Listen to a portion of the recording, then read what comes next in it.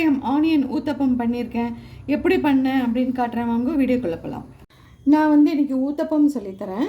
நம்ம எல்லோரும் ஜென்ரலாக பண்ணுறது தான், ஒன்றும் பெரிய வித்தியாசம் கிடையாது, குட்டி குட்டி வித்தியாசம் தான். நம்ம வந்து ஃபஸ்ட்டு நாள் நல்லாயிருக்கும், செகண்ட் நாள் நல்லாயிருக்கும், மூணாவது கொஞ்சம் லேசாக புளிக்க ஆரம்பிக்கும். அப்போ வந்து இந்தமாரி மாவு எடுத்து வச்சுக்கோங்க. தோசை மாவு 4 அழகு பச்சரிசி, 1 அழகு உளுந்து, கொஞ்சம் வெந்தயம் போட்டு எப்போ அரைக்கிற மாதிரி அரைச்சி வச்சுருக்கேன். இதுக்கு தேவையானது பார்த்திங்கன்னா, வெங்காயம் நல்லா இந்த மாதிரி புதுசாக நறுக்கிக்கோங்க, பச்சை மிளகா, கருவேப்பிலை, கொத்தமல்லி, ஒரு 2 பிஞ்சு வந்து சுகர். அது போட்டால் தான் அந்த ஒரு மாதிரி கலர் வந்து நல்லா வரும், இல்லைன்னா கொஞ்சம் வெள்ளையாக இருக்கும். இப்போ வந்து இதில் எல்லாத்தையுமே போட்டுட்டு உப்பு கொஞ்சம் சேர்த்து நல்லா கலந்து நம்ம தோசைக்கல்லில் வாக்க வேண்டியதுதான். நல்லா இப்படி கையால் நல்லா கலந்துட்டு போடுவோம்.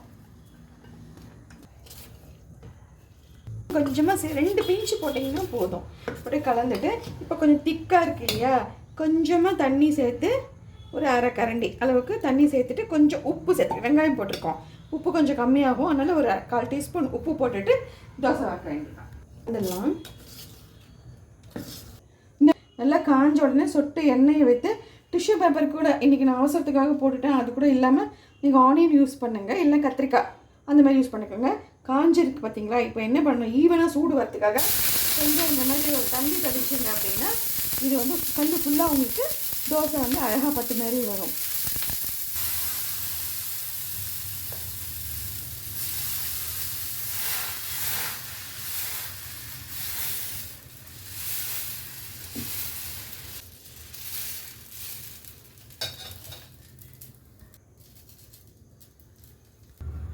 இப்போ பார்த்தீங்கன்னா நல்லா கண்ணாக பாருங்கள், பேக்கிங் பவுடர் பேக்கிங் சோடா எதுவுமே போடலை. இங்கே பாருங்கள் அழகாக நல்லா சூப்பராக வந்திருக்கு. கொஞ்சமாக எண்ணெய் விட்டு வேணும்னா இது பண்ணிக்கலாம், இல்லைனா இப்படியே இருக்கட்டும். இதேமாரி அடியிலும் கோல்டன் ப்ரௌன் வரட்டும். இப்போ 2 சைடும் பார்த்தீங்கன்னா இந்தமாரி கோல்டன் ப்ரௌன் எடுத்து இப்போ இதை எடுத்துக்கலாம்.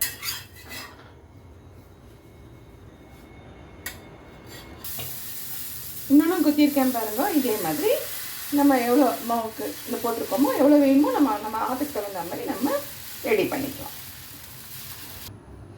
ஆனியன் ஊத்தப்பம் சூப்பராக ரெடியாக இருக்குது. ஹோட்டல் இதுமாரி இருக்கும் டேஸ்ட்டு பாருங்க. நான் வந்து இதில் வந்து எக்ஸ்ட்ரா நான் வந்து உங்களுக்கு ஷூட் எடுக்கிறேன், நான் ஒரு நாள் உங்களுக்கு வீடியோ போடுறேன். ஃப்ளாட் சீஸ் மிளகாப்பொடி இது. அதில் வந்து நான் வந்து முள்ளங்கி சாம்பார் தொட்டுக்கிறதுக்காக முள்ளங்கி சாம்பார் பண்ணியிருக்கேன். உங்கள்கிட்ட வந்து சட்னி என்ன வகையாக இருந்தாலும் சட்னி யூஸ் பண்ணிக்கலாம். தயிர் கூட ஒன்றும் இல்லைன்னா கூட தயிர் தொட்டுன்னு சாப்பிட்லாம், சூப்பராக இருக்கும். நான் போட்ட இந்த ஆனியன் ஊத்தப்பம் உங்களுக்கு பிடிச்சிருந்தது அப்படின்னா லைக் பண்ணுங்கள், ஷேர் பண்ணுங்கள், ப்ளீஸ் சப்ஸ்கிரைப் பண்ணுங்கள். Thank you, bye, take care.